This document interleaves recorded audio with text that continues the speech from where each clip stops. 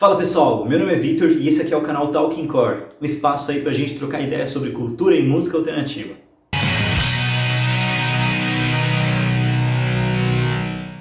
E no vídeo de hoje a gente vai falar sobre como o Green Day se reinventou, deu a volta por cima e se tornou aí seguramente a maior banda que saiu do cenário punk rock e uma das maiores bandas do mundo. Em 1994, o Green Day estourou no mundo inteiro como Dookie, que é o álbum que tem as músicas Basket Case e When I Come Around. Esse foi o álbum que colocou a Green Day na lista das maiores bandas daquela época e realmente tornou eles relevantes para o cenário musical mundial. Como antes eles eram uma banda independente que vinham daquela cena da Gilman Street na Califórnia, eles foram muito chamados de vendidos naquela época por terem assinado com uma grande gravadora e lançado o Dookie.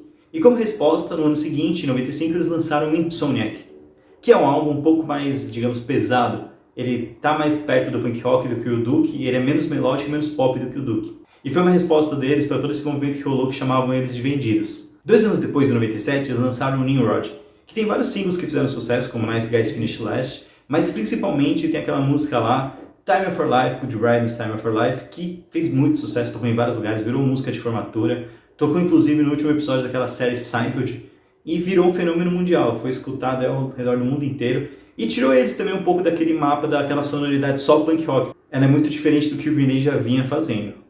Mas a sensação que dava é que, álbum após álbum, o Green Day não repetia aquela mesma relevância que o Dookie trouxe. Porque o Dookie realmente rompeu aí com muitas coisas que estavam acontecendo no mundo da música naquela época e colocou o Green Day assim como uma grande promessa. Depois do Nimrod, em 2000, eles lançaram o Warning, que apesar de ter alguns singles que tocaram bastante como Minority, a própria Warning também, Waiting, já demonstrava que o Green Day já não tinha mais tanto impacto e tanta relevância como eles tiveram na época do Dookie. E na época, muitos críticos de música comentavam sobre esse declínio da relevância do Green Day no cenário musical mundial. Mesmo que os fãs do Green Day, que foram conquistados aí durante os anos 90, continuassem a ouvir a banda já não tinha aquele potencial que ela apresentava lá nos anos 90. E esse movimento de diminuição da relevância parece um pouco natural, porque a gente vê isso acontecendo com os movimentos musicais, né? Com as tendências musicais. Você tem lá um crescimento exponencial, atinge um pico e depois tem um declínio. Isso é normal, porque você atinge a grande mídia de massa, você vira trend, você vira moda, mas depois você abaixa porque vai surgir outra moda atrás de você, outra trend, que provavelmente vai tomar lugar. E aí você tem que confiar numa base de fãs que você construiu durante aquele tempo para conseguir se manter relevante fazendo seus trabalhos. E aí em 2003, o Green Day estava pronto para lançar um novo álbum, mas as fitas master desse álbum foram roubadas. E o Green Day, ao invés de tentar recriar o que eles tinham acabado de fazer, decidiram dar um corte e começar do zero um novo trabalho, que viria a ser o American Idiot. E aí que tá o que eu acho que foi a grande sacada do Green Day. O American Idiot já foi lançado num formato diferente, numa pegada meio ópera rock, né, que no conceito do álbum inteiro ele vai contando uma história ao longo das faixas. Então já era diferente do que o Green Day vinha fazendo antes. Eles também começaram a adotar uma postura muito mais politizada do que antes. E a gente tem que lembrar que a gente está falando numa época que os Estados Unidos estava sob o governo do Bush. E tinha uma pegada política muito forte acontecendo lá por causa da guerra do Iraque e tudo que vinha acontecendo. Tinha rolado o 11 de setembro de 2001, então era um cenário político bem instável. E o Green Day olhou para aquele momento e realmente se posicionou. O American Idiot é um álbum muito político, né? E até os próprios clipes trazem isso também. Mas, mais do que de fato o conceito do álbum e a própria música, que, assim, entre parênteses, é muito boa, eles continuaram numa forma muito interessante de fazer o punk rock deles, bem característico, continuaram com big chords, melodias simples, mas eles construíram um super álbum, né?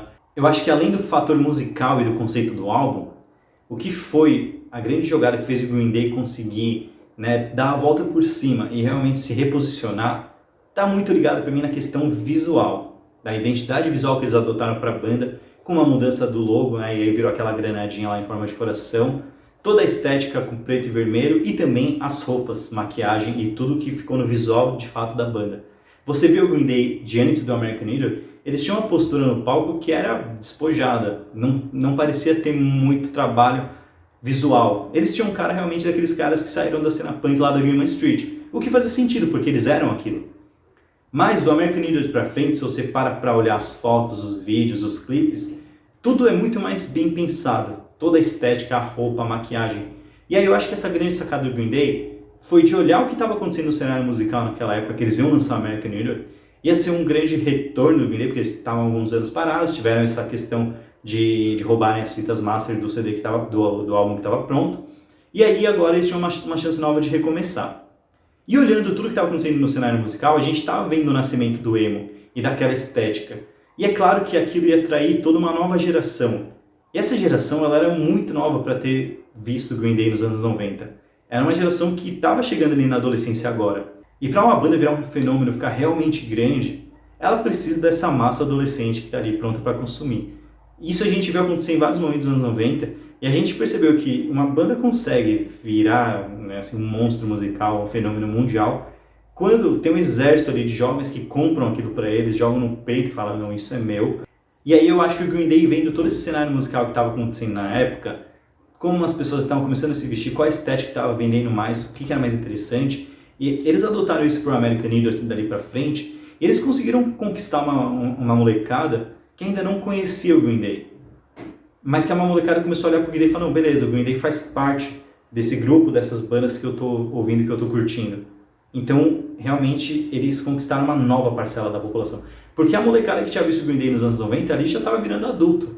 Já não estava mais naquela pegada da escola, de ficar vendo todo dia ali o Disque MTV, enfim.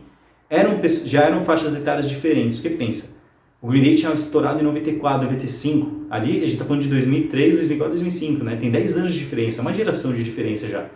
Mas eles conseguiram chegar com um visual que fazia com que essa molecada se identificasse com eles. Então eu falei, puta, legal, tem outra banda no visual que eu quero, deixa eu conhecer os caras. Apesar de eles serem uma geração mais velha do que as bandas que estavam lá naquela época, usando franja, lápis de olho, etc., eles realmente conseguiram se conectar. E aí eles criaram toda uma base que eles não tinham antes. Então, além dos fãs que eles já tinham conquistado durante os anos 90, tinha toda uma nova molecada ali que estava começando a abraçar o Green Day com tudo.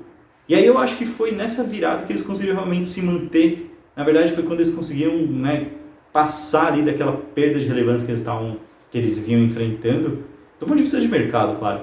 E ali dali pra frente começar a subir de volta. E aí o American Idiot foi um fenômeno absurdo, né? E se você pegar para ver o que veio depois do American Idiot, essa questão do visual continuou muito forte, mas eles realmente conseguiram conquistar a base e fazer parte de outra revolução musical ali do ponto de vista de música alternativa que aconteceu nos anos 2000 dali pra frente, porque eles entraram num hall. Eu lembro de ver muito isso na minha escola, assim, a molecadinha que gostava de Simple Plan, que estava começando a ouvir My Chemical Romance, gostava de Green Day também. Na mochila da molecada, onde estava lá escrito Simple Plan, tava lá o Green Day junto. Good Charlotte, o Green Day fazia parte daquilo de novo. E é engraçado, porque o Green Day também fez parte de toda a cena da Gilman Street dos anos 90. Então você pensa Offspring, o Rancid, tava lá o Green Day junto também, Operation Ivy, mas o Green Day também conseguiu fazer essa conexão com essa nova geração. E se você for ver dali pra frente o Green Day, eles continuaram com essa receita, se conectaram e realmente fizeram parte do momento. E aí eu acho que isso também foi uma coisa que fez com que muitas pessoas começassem a falar naquela época que o Green Day era uma banda emo.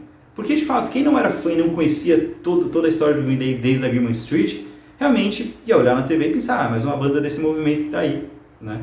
Então tá tocando My Chemical Romance, tá tocando Simple Plan, tá tocando Fall Out Boy, tá tocando Green Day também. E aí daí pra frente, eu acho que o Green Day realmente começou a arriscar cada vez mais. Os caras já tiveram até um musical lançado. Eles foram indicados pro Rock and Roll Hall of Fame. O Green Day virou uma banda mundial, sem perder ali a conexão, né, com todo aquele cenário underground de punk rock que eles tinham, mas eles souberam olhar o mercado de uma forma muito interessante e conseguiram continuar se mantendo ali na relevância, né, em cada momento que o rock foi levando, até que toda essa cena caiu, enfim, e a gente conta essa história em outro vídeo. Se você gostou do vídeo, se inscreve aí no canal, deixa um comentário, porque a gente tem muito mais coisa para falar sobre essa cena que a gente gosta tanto.